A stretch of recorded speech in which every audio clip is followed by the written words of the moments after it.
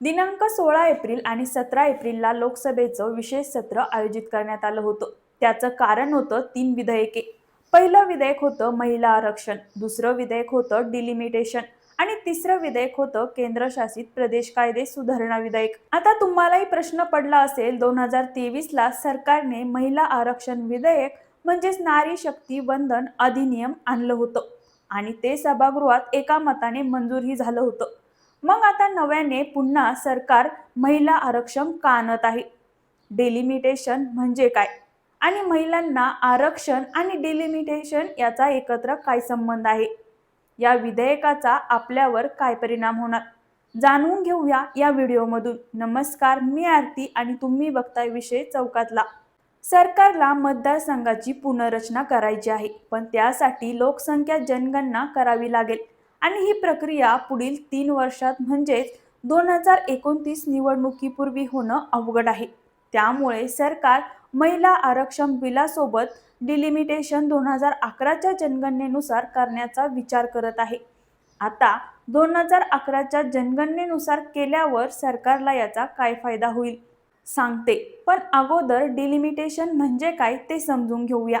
Delimitation commission म्हणजे परिसीमन आयोग. सोप्या भाषेत सांगायचं म्हणजे लोकसंख्या बदलत राहते, त्यामुळे प्रत्येक भागात लोकसंख्येनुसार समान प्रतिनिधित्व मिळावं म्हणून मतदारसंघाची सीमा पुन्हा ठरवली जाते. हे काम परिसीमन आयोग करते. याचं मुख्य काम असतं मतदारसंघाच्या सीमा ठरवणं, मतदारसंघाची संख्या व रचना बदलणं, SC/ST आरक्षण निश्चित करणं. आता हा आयोग स्वतंत्र असतो आणि त्याचे निर्णय अंतिम व बंधनकारक असतात, म्हणजे त्याला कोर्टात आव्हान देता येत नाही. ही सर्व प्रक्रिया लोकसंख्येच्या आधारावर केली जाते. 2011 नंतर लोकसंख्या जनगणना झाली नसल्याने या डिलिमिटेशनसाठी 2011चा डाटा वापरला जाणार होता. आतापर्यंत एकूण 4 वेळा हा आयोग स्थापन करण्यात आला आहे. पहिला परिसीमन आयोग झाला 1952 साली, जो 1951च्या जनगणनेनुसार. दुसरा 1963 साली झाला, जो 1961च्या जनगणनेनुसार. तिसरा 1973 साली झाला, जो 1971च्या जनगणनेनुसार. आणि शेवटचा चौथा 2002 साली झाला, जो 2001च्या जनगणनेनुसार. आता आपण नीट बघितलं तर आपल्या लक्षात येईल, आधी लोकसंख्या जनगणना होती आणि मग परिसीमन आयोग गठन होतं. पण आता सरकार 2011च्या जनगणनेनुसार परिसीमन आयोग का करतंय? तर याचं खरं कारण आहे उत्तर भारतातील आणि दक्षिण भारतातील राज्यामध्ये असलेली लोकसंख्येची तफावत आणि तिथे असलेली सत्ताधारी पक्षाचं वर्चस्व.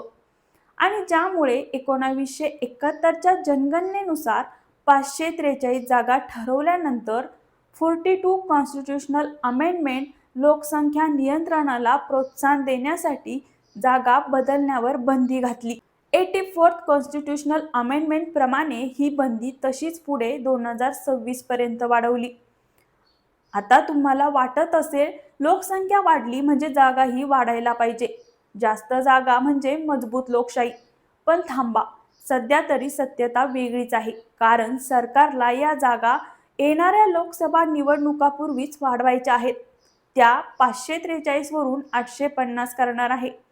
आता उदाहरण समजून घ्यायचं झालं तर आता बिहारमध्ये लोकसभेच्या 40 जागा आहे आणि त्यापैकी NDAने 2024ला 30 जागा जिंकल्या.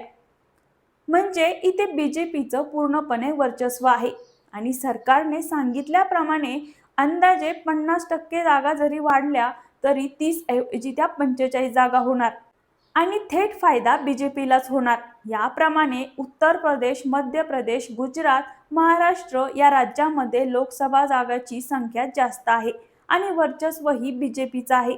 या उलट दक्षिण भारतातील राज्यामध्ये जसं की तेलंगणा, तामिळनाडू, केरळ या राज्यामध्ये लोकसभांची जागा ही कमी आहे आणि तिथे स्थानिक पक्षांचे वर्चस्व जास्त आहे. त्यामुळे येणाऱ्या 2029च्या निवडणुकीपूर्वी जागा वाढवणे याचा थेट फायदा BJPलाच होणार. दक्षिण राज्यातील नेत्याचं तसेच विरोधी पक्षातील नेत्याचं असं म्हणणं आहे. आता अजून एक प्रश्न राहतो, तो म्हणजे महिला आरक्षण विधेयक मंजूर असताना सरकारने हे नव्याने पुन्हा का मांडलं? 2023 साली नारी शक्ती वंदन अधिनियम मंजूर झाले. लोकसभा आणि विधानसभामध्ये 33% जागा महिलांसाठी राखीव असणार. यात एससी आणि एसटी महिलांसाठीही आरक्षण असेल. तसेच हा कायदा लगेच लागू होणार नाही. आधी जनगणना होईल आणि नंतर डिलिमिटेशन होईल. त्यानंतर आरक्षण लागू होईल. हे आरक्षण 15 वर्षासाठी लागू राहील आणि हवे असल्यास सरकार नंतर ते वाढवूही शकते. आरक्षित जागा प्रत्येक निवडणुकीनंतर बदलल्या जातील. आता सरकारला हे माहिती होतं की येणाऱ्या निवडणुकीपूर्वी हे विधेयक लागू करता येणार नाही. त्यामुळे आता जे संशोधन आणलं आहे त्यात पुढच्या जनगणनेची वाट पाहायची गरज नाही. कारण डिलिमिटेशन 2011च्या जनगणनेनुसार करायचे आणि त्यानुसार ठरणार लोकसभामध्ये किती जागा वाढवणार. हे संविधान संशोधक विधायक असल्याने 50% आवाजी मतदानाने हे मंजूर करता येणार नव्हते. त्यासाठी विशेष बहुमत घ्यावा लागणार होतं. म्हणजे 543 पैकी 50% खासदार म्हणजे 272 उपस्थित पाहिजे होते आणि उपस्थित खासदारांपैकी 2/3 खासदारांचा पाठिंबा पाहिजे.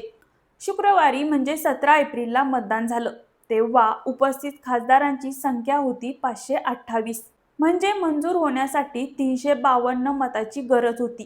विधेयकाच्या पाठिंब्यासाठी पडलेली मतं होती 298 आणि विरोधात पडलेली मतं होती 230. एकूणच विधेयक 54 मताच्या फरकानं नामंजूर झालं.